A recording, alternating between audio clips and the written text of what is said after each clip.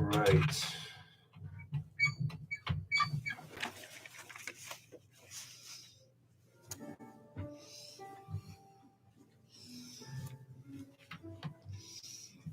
I could use it either one, right? Huh? I could use it either or? Yeah. Okay, perfect.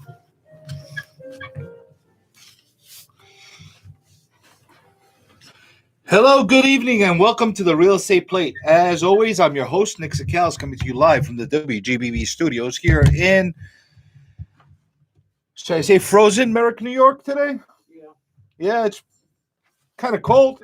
It's kind of freezing, but it could be worse. It could be snowing. We caught a break one day. We had snow last Monday, which got this whole studio frozen out. That's right. Nobody showed up. If Trevor can't come to the studio, You know something's wrong, right? oh, you know that it's bad. That's the only way you could figure this out, because, That's a good one, Nick. well, that's how it is, right? Yeah. You know, it's kind of nuts, but you're my barometer. Oh man, it's all right. Yeah, I thought I was a little crazy going out in all kinds of weather and that kind of thing, but it's definitely it's been interesting. So it's been a minute since we've been on the air. I know, right? Feels like a lifetime ago. There's been so many things that have happened, and sometimes you don't even know where to get started.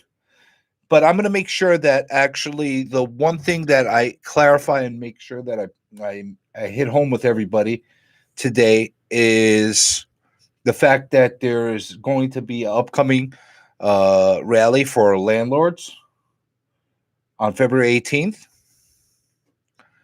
And I hope that everybody that can attend does attend. And I'm going to make sure that everybody understands why. First of all, before I get on to that rally over in New York City, there's another event, a panel that's coming up on this upcoming Wednesday, and I'll put down the links for that for everybody below, and that's for Rochester, and that's going to be an interesting thing. And our friend Rich Tyson has been headlining that, and he's been advocating for that truly, and he's been a great a spokesman for rights over in Rochester, and I'm going to make sure that everybody gets directed there as in every way possible.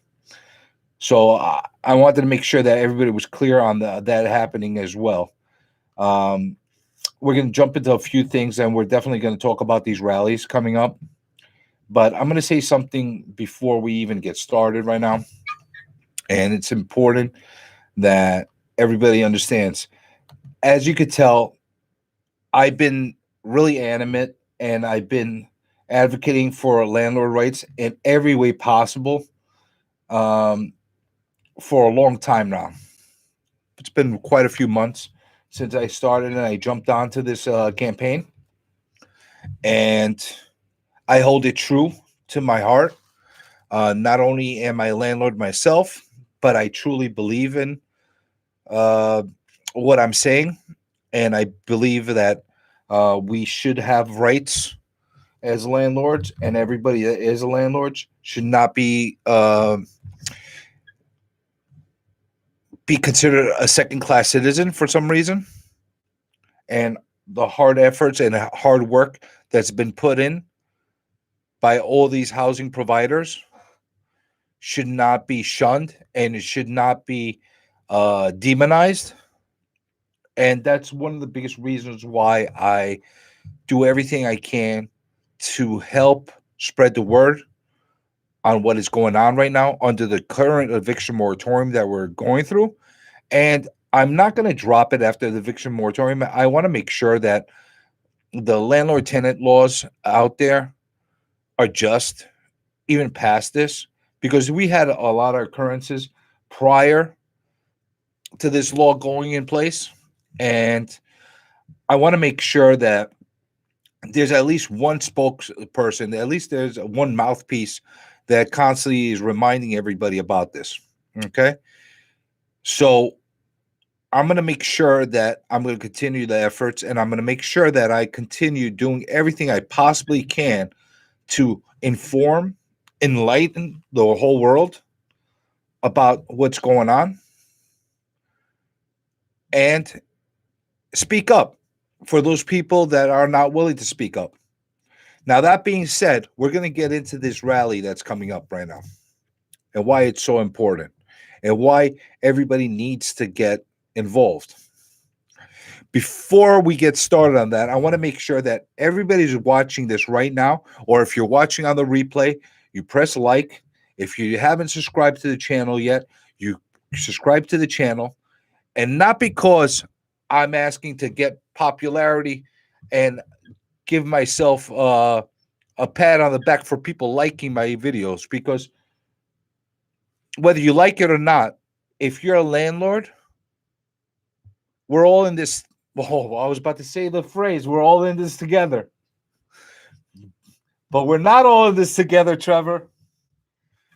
Landlords are not in this together. I was about to catch myself saying that. It's too much of a habit, and it's too much of a fail-safe for everybody to say. But we're not all in this together. But in this effort as landlords and housing providers, we need to all be unified and tackle this problem together. So by clicking likes and subscribing to the channel, you're gaining notoriety to these videos that I'm making and these radio shows that I'm putting together. And after we are after we succeed, you want to click unsubscribe, go ahead. But until we could actually get our word out there and get enough attention, and that's the only reason why I keep saying this, because I want to bring more attention to these broadcasts that we're doing and to the videos that I'm putting together in reference to the eviction moratorium and for landlord rights. I want to make sure that people really do understand and really get notified about all these problems that we're dealing with. This doesn't go out to only landlords. It goes to anybody that feels that what's happening right now is an injustice. You don't have to be a housing provider. You don't have to be a real estate owner. You don't have to be an investor to feel that this is an injustice, because it is an injustice. It's truly, truly a travesty that we're being shunned this way. So that being said, there's an upcoming rally over in Manhattan, in the city, at Gracie's Mansion, this upcoming February 18th, next week. I'm pleading, I'm asking everybody that has some decency, that has some belief that everybody should be treated equally when it comes to our right to work, our right to protect our assets, our right to be able to stay solvent. I'm asking everybody to be there between 12 to 3 o'clock. I'm going to be there. This rally is going to happen, rain or shine. We're going to go organized in a very nice way to basically show our grievance and our displeasure for everything that we are enduring due to this eviction moratorium. Now, we're not going in there as a group that's coming with demands. We're not going in as a group that is yelling and screaming and stomping our feet. We're going as a group that is asking for people to show their humanity and the politician to do the right thing and treat all their citizens in a fair fashion. Because as villainized as we are as landlords, as demonized as the public wants to make us, we're human beings too. And we're also citizens of this state, of this city. And we need to have our voices heard. And everybody needs to speak to us and approach us in a way that is fair. That's all we're asking for, a fair resolution. Now, this coronavirus, this pandemic that we're dealing with is not something that we created. It's not something that the tenants created. It's not something that I hope so, that the politicians didn't do. That this is conspiracy theory time. But we're hoping that, you know, like what I was saying is we didn't create this problem. This problem, this pandemic, this really turbulent situation that we're coming across and we've been dealing with since 2020 is something that we did not expect, and we did not, want on our worst enemy. But it happened. The problem is every single sector of our economy, whether it's landlords, whether it's restaurant owners, whether it's hospitality business people, whether it's an array of other businesses that have been severely affected in a way where other businesses in other sectors have not been affected. It has hurt us in different ways, not because of an even keel type of approach that has been taken by government. We have been affected because of personal decisions that were been made by these officials. These were not things that were voted on. These were not things that the public and the masses are yelling and asking for. You ask the average person on the street, they didn't ask to have all the restaurants closed and to have lockdowns and to have extreme mandates on them. These are decisions made by individuals. Same way, the decisions that were made against housing providers, landlords, were made by individuals. Now, I'm not approaching this in a way where I believe that people that have truly been affected, and I've said this time and time again, I don't believe that people that have been truly affected by this virus, this pandemic, this coronavirus, should be penalized and hurt. They should not be. Absolutely not. They should be helped. Whether you're a tenant, whether you're a landlord, whether you're a guy right off the street doing as a street vendor, whether you're anything, you should be treated equally in a way where we're all hurting a little bit, but we'll all get through it together. But that's not the approach that's being taken. And that's one of the reasons why we're having this rally over in City Hall. At Gracie's Mansion this upcoming February 18th, in 10 days exactly from now. It's a necessity. There will be an additional rally, as far as my sources are telling me right now, in Albany at the same time on the same day. And once I get the exact information on that, I will give it and release it to everybody. And I'll post it onto this video and other additional videos that are coming up, along with all the other social media that we're using. And hopefully I don't get blocked. And hopefully we're not getting cut off, because for some reason up until this point, the only outlet that has not cut me off on any speech that I have to say about landlord rights and the eviction moratorium has been YouTube. And congratulations, YouTube. You're doing the right thing. You're giving me a platform to be able to discuss these problems. And you haven't censored me and you haven't cut me off, because I'm not saying anything wrong. And if there's somebody that believes that I'm saying something wrong, please put a comment down below and let me know about it, because that's not the same treatment that I've been getting from Facebook. Because every time I put a live stream or attempt to do a live stream, I get cut off. Twice recently, I had them cut off within 10 minutes of the streams that I did. And then in addition to that, the last couple times, today included, I try to connect. And for some reason, it won't allow me to connect with the live stream. There's something obviously wrong. I'm using the same kind of servers right now.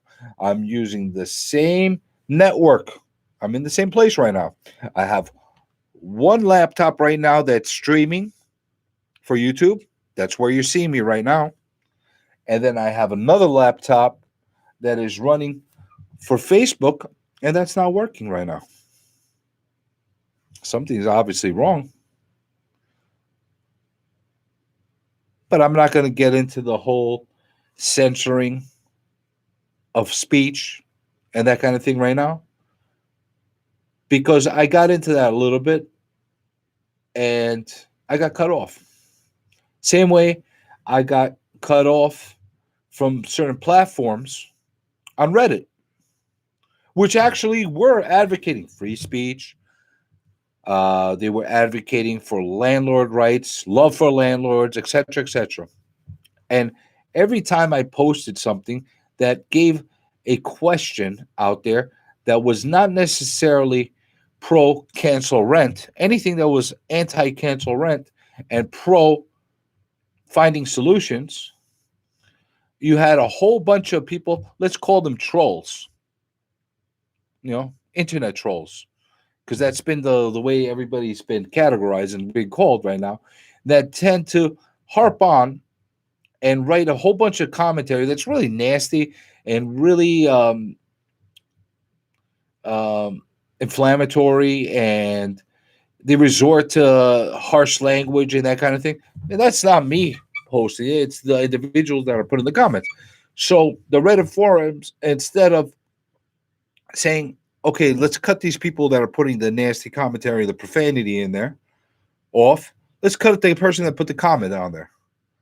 Meanwhile, for as many posts that I had that had comments that were with harsh language or inflammatory things and that kind of thing, I had just as many, if not more, supportive of the comments. But for some reason, let's take it all down. Why? I don't know.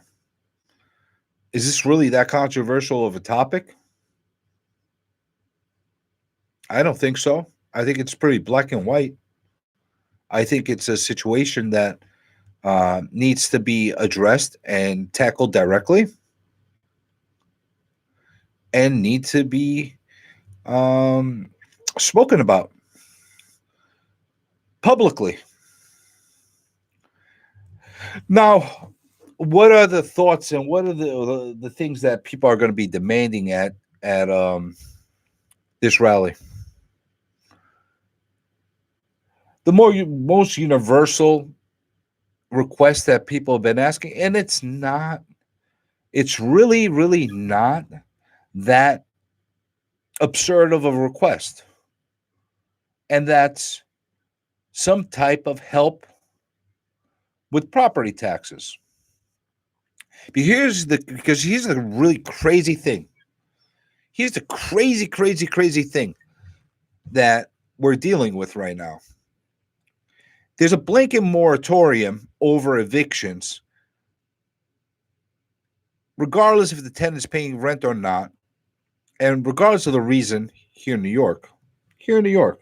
Because not all places are created equal. Because in other states, if somebody is for some reason breaking their lease or doing something against the lease or nuisance or another reason why they have a reason to be evicted, they can get evicted. They're only protected in other states when it's COVID related, and that's the way it should be.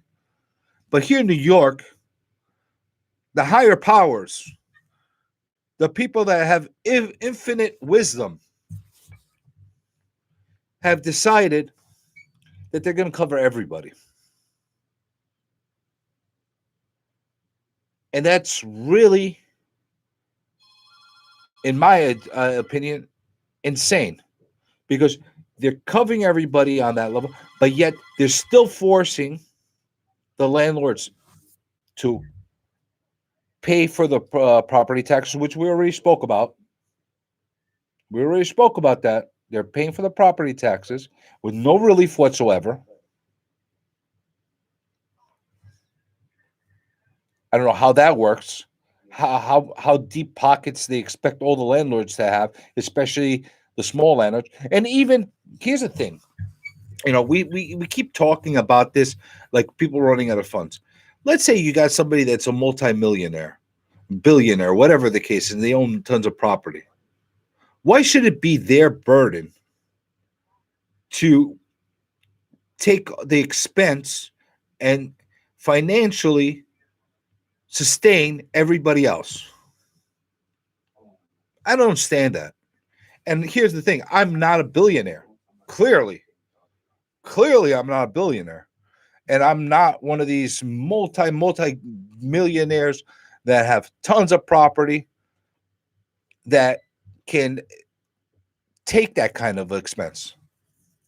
But even if I was, I could understand why they shouldn't have that done to them. Because at the end of the day, they earned what they have in place as well. They did whatever they did to acquire that wealth, those properties, whatever the case is, on their own merit.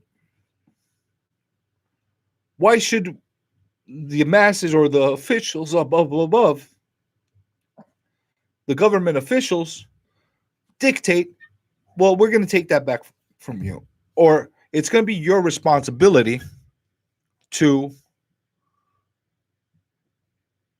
take the burden? I don't feel that that's the case. But let's take that all out of the equation.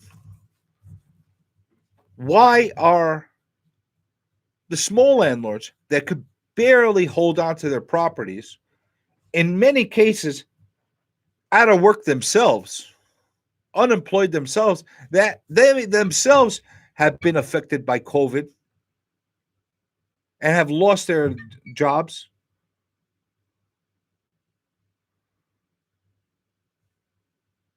Why does that happen?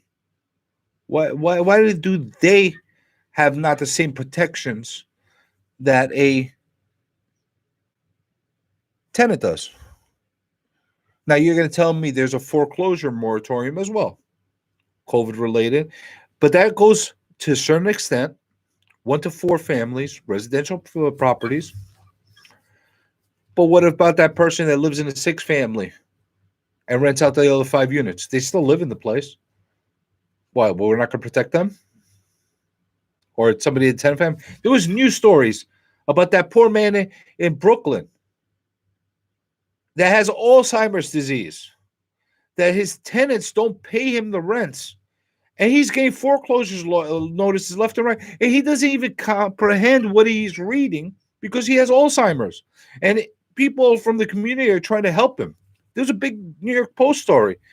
I'll put it down in the description below so people could see it after the live stream ends. So you can see yourself. These are not my words. This is another person that's being affected in this way. Why is this happening? It's not right. But the property taxes themselves are not necessarily the end-all, be-all solution. I just actually saw on the live chat from Reality Flips. What does a tax delinquent mean? I'm not sure exactly what your question is going. If you could clarify for that for me, it'll be great. I'm going to try to interpret what you're asking me is. Um, I think you're saying that if somebody's behind their taxes, what does that mean? Well, basically, it means that once this whole scenario ends with these moratoriums, that the city could turn around and seize your property and take action on you. That's what it means if you're tax delinquent. Not a good feeling, right? They're basically our landlords. And that's the thing that people don't understand. We are landlords of the properties that we are in charge of, housing providers. However, who the true landlords are is the government. Because if you don't pay your property taxes, they're going to take that property away from you, no matter how big of number it is or not. Right, going back to reality flips. So that's what's applying a levy is like by the gov. That's that's pretty much the gist of it as far as what I was trying to get to. They basically can apply a lien on your property if you're a delinquent on your taxes. In New York City, if you're delinquent on your water bills and other type of things that are affiliated with your fees that are associated with paying the government type of fixed costs. So you have that in place. And that's why a lot of landlords are actually in fear of taking any kind of action because they're afraid that the government's going to seize their property. It's a really bad situation because you're trying to do the right thing. You really don't have any recourse. But what are you going to tell to all those landlords and all these people that are involved that if they can't pay all their expenses and they're charging up their credit cards left and right and getting additional loans? Oh, by the way, if you're getting a PPP or SBA loan, you got to pay that back at one point or another. Maybe it's forgivable, maybe it's not, depending on how it goes. But what's going to happen is you're compiling more debt and you're still not getting any more revenue. And when this is all over, not only are you going to still have that debt, not only are you going to have all that past revenue held back on you, now you're going to incur more costs because not only do you have your fixed maintenance costs, you have your fixed property taxes, your water bills, your utility bills, electric, gas, oil, heating, whatever you use for heating, landscaping, repairs, whatever your costs are, you're going to have your legal bills on top of that. Because here's the kicker. You got to pay for a lawyer if you want to get it done right. You don't get a free lawyer the way you get in the housing courts if you're a tenant. Doesn't make sense. Everyone assumes all these reality flips again. Everyone assumes all these loans are forgivable, but aren't realizing the long-term effect. That's absolutely right, my friend. That's absolutely right. They don't realize what the long-term effects are. You're not going to pass that bill to somebody else. You can get stuck with it with these loans. And yes, if you know that there's a pot of gold at the end of the rainbow, if you know that there's a glimmering light down the road, and when you get to that light, you'll be able to get to another place and be able to fix your situation, then it's worth it. But what if that light is so far down, you can't reach it because you're going to be destitute at one point? You're going to be demolished economically, financially crushed. There's a lot of conspiracy theories out there as far as why this is happening, why landlords are treated one way or the other. Um, Real estate is one of those fixed assets, one of those vehicles of financial wealth that somebody could accumulate that for some reason or another is looked very differently than many other financial vehicles, whether you talk about the stock and bond market, whether you talk about the way businesses work, whether you talk about any other type of way to reach any type of financial success. And everybody's version of what's a financial success is very different. But the dream is to buy a piece of property, one day have it paid off, maybe earn some income off of it, and have it as part of your nest egg, and maybe pass it down to your children down the line. That's the plan with a lot of people. And maybe you'll be able to acquire more properties down the road, and one property will end up helping you buy the other, and that kind of thing. But you have to start off somewhere. You have to start off at a point where you actually have accumulated enough money from whatever work you're doing in the first place to be able to purchase that first property. That's being penalized. It's being penalized left and right.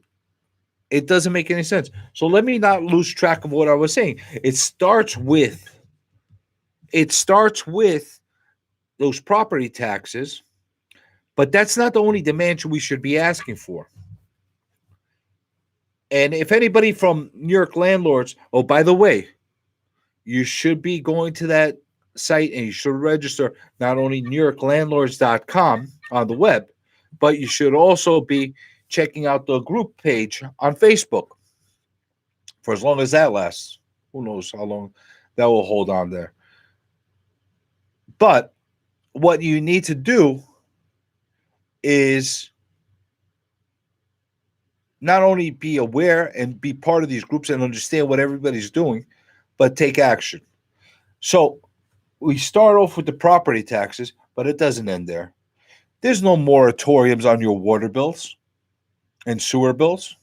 And everybody that's in New York City knows exactly how much those come out to. It's not a cheap bill that comes every month. And when you have people that are taking advantage of it thoroughly and are not necessarily doing the right thing, you're going to have a situation uh, where people are loving to send me texts instead of writing on the chat box. I'll get to that response soon. See what happens? I lose my train of thought. But what I was saying is, there's no moratoriums on your utility bills. There's no moratoriums on your gas bills. You got to pay these things. Yeah, maybe you'll get some relief from the utility companies and they'll say, listen, you kick it down the road, that kind of thing. But if you never collect that money in the first place, how are you going to be able to get that money? You'll be in the hole for the longest time.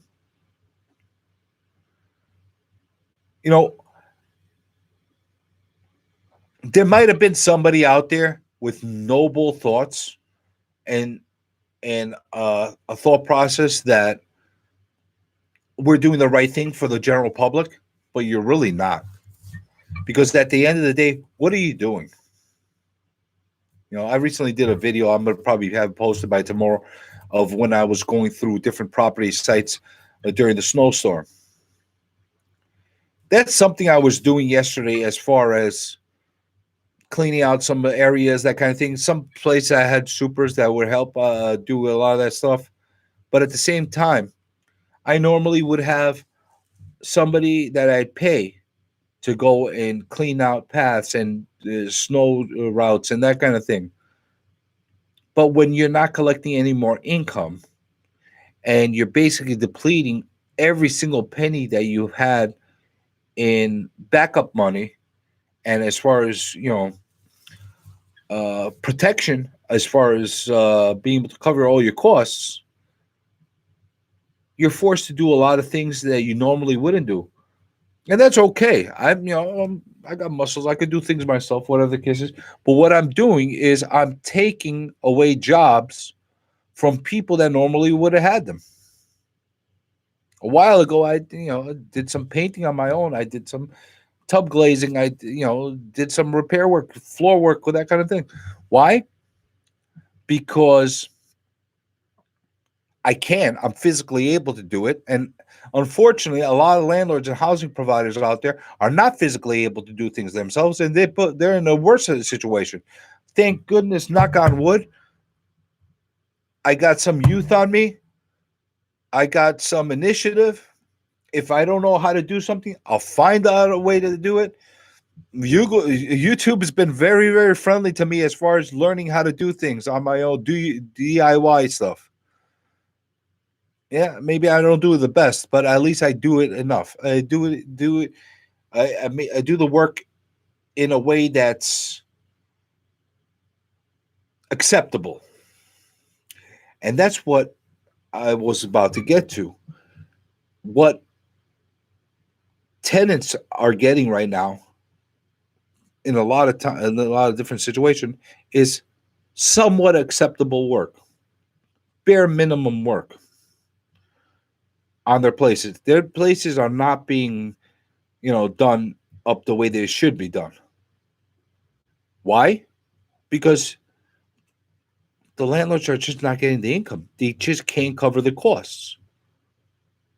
Now, and I'm saying that every single landlord out there is having the same problem. There's many tenants that are doing the right thing. They're paying their rent. They're not giving issues out there.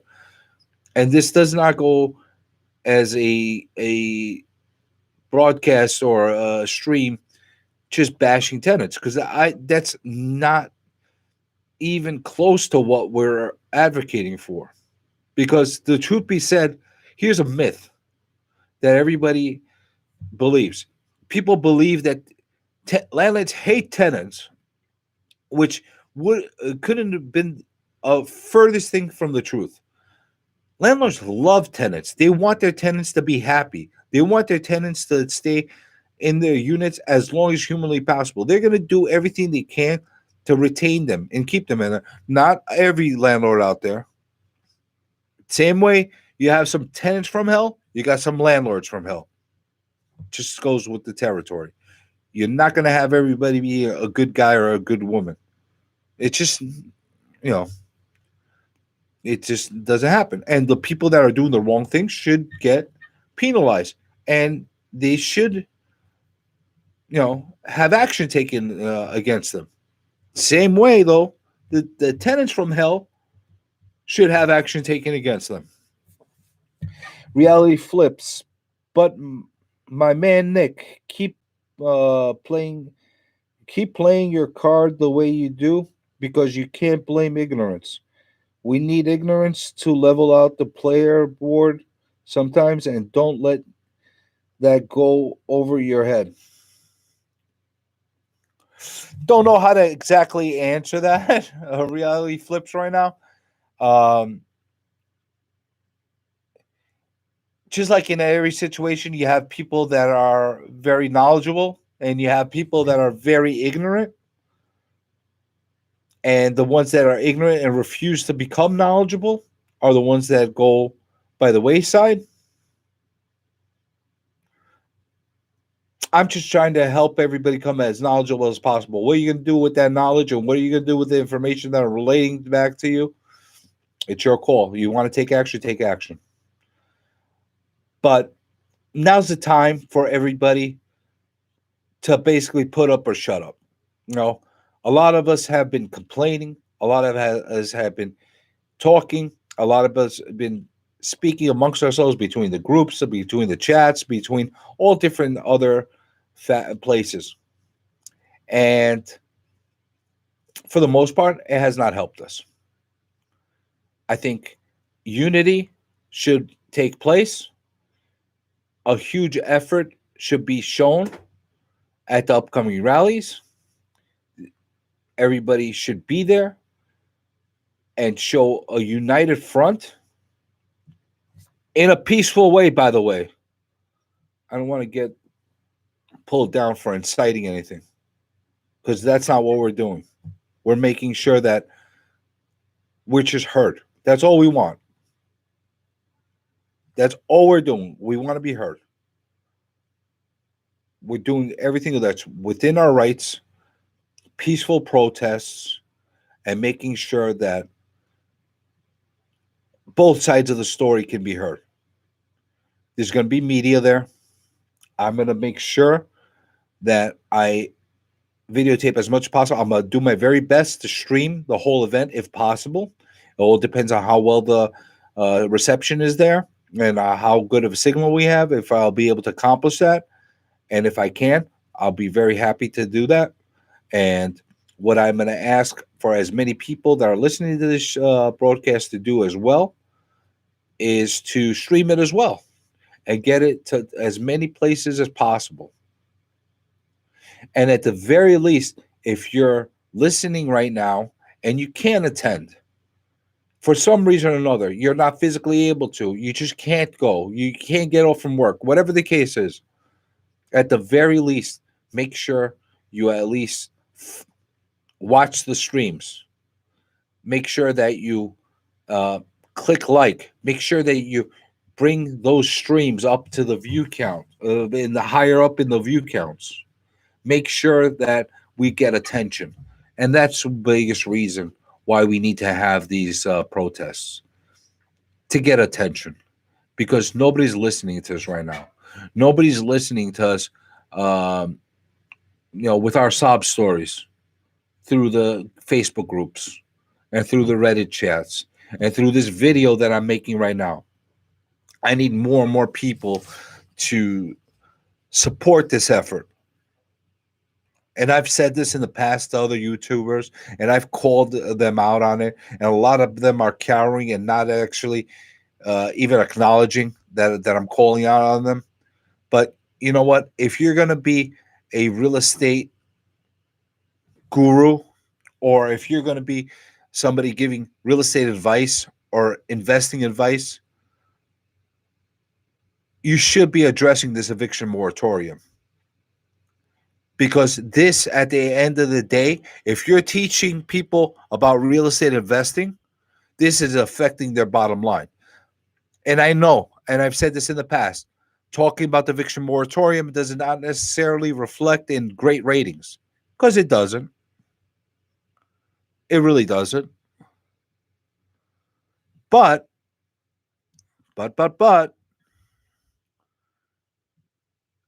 if you believe in what you're doing and you believe in what you're saying, you should stick to your convictions. And regardless if you're getting high ratings or not on these YouTube streams and on these videos, stick to your guns and do the right thing. So again, I'm calling out all you real estate YouTubers out there, all you people that are advocating for real estate investing and selling your hottest tips and your no lose strategies as far as how to invest in real estate or wholesale flipping, whatever the case is. If you're one of these people talking about this, you should be addressing the eviction moratorium. And you should be talking about how this is basically hurting a major segment of our economy. And if you think it's not a major segment of the economy, you better wake up and take a good look. Because in a lot of cities, more than half the revenue that's coming in to support that city infrastructure is coming from real estate taxes. A huge segment of the income tax collected in many areas is coming from rental income. What's going to happen if one day this all completely disappears? It's not going to be a good scenario. And I'll tell you something, public housing is not going to be the solution. Just like everything public touches, it's going to rot, it's going to get decrepit, and it's going to de-evolve. Why do I say that? Because a lot of things that start off in a good way, especially when our politicians and our government has a hold of it. Starts off in a pretty nice way with a noble effort in a really good with a good approach, and then what happens? Corruption, dirty politics, special interests get involved, and it loses its luster. It loses its shimmering effect. You don't believe me? You go into one of these public housing facilities in one of these developments that started off gorgeous, gorgeous, and now what? What happened? Lack of maintenance, neglect. Not saying that the tenants did this, but whoever's over seeing these projects are doing this. That's my fault for leaving my phone on. Thought I had it on silent. But we're talking about a scenario where there needs to be a better olive branch given out to the private sector, to the housing providers that are doing everything they can to provide good and fair housing out to people and not fighting them all across the way and not penalizing them for providing a very noble service. So we're going to be talking about relief in our property taxes. We're going to be talking about relief, perhaps in the utilities. We're going to be talking about relief on lost rents. Because here's another thing that's happening that's really, really disturbing.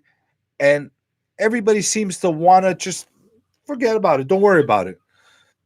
Do you know how many tenants right now are getting up and leaving from the places before the eviction moratorium ends? Do you have any reason to understand what will happen with all these lost rents? Because what's happening right now, people are getting up and walking away from the apartments or the houses that they're renting. They're handing the keys back to the landlord. Thank you. It's been a great ride. I think I'm not going to pay you for those last 10 to 12 months of rent. And you could find me when this is all over with. That's what's happening. And this is not something that I'm artificially talking about. Hey, Petro, how you doing, by the way? This is not something that is artificially being manufactured by me and other people in the media as far as being a false thing. It's a very real thing.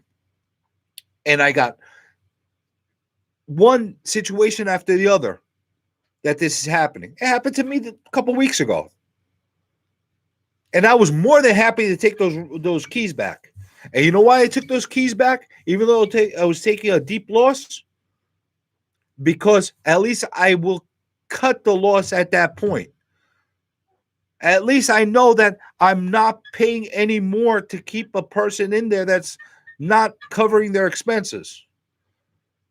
Because having a vacant apartment costs me a hell of a lot less than having an apartment with somebody in it that's not paying me. At least I don't have to pay for gas, cooking gas, heating. At least I don't have to pay for the water that they're spending. At least I don't have to cover a whole bunch of other repair costs that person may or may not do is force me to do because of damages that they do, whether it's personal or impersonal.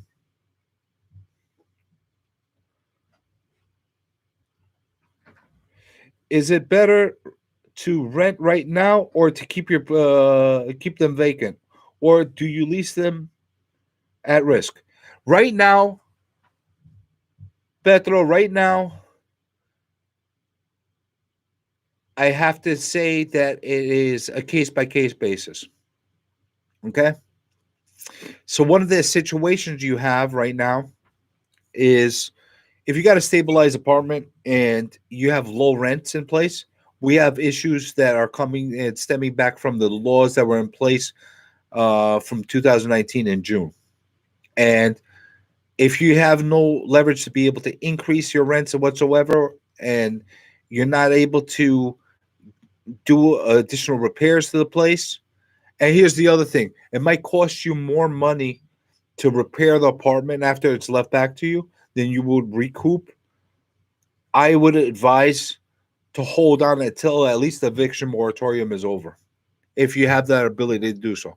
Now, if you have a unit that was handed over to you that's vacant, that is in okay condition, you don't have any issues with the place, maybe just a little paint or something like that, and you're able to get a fair market rent on it, then then your odds are better as far as being able to put a tenant in there that's not going to be a problem.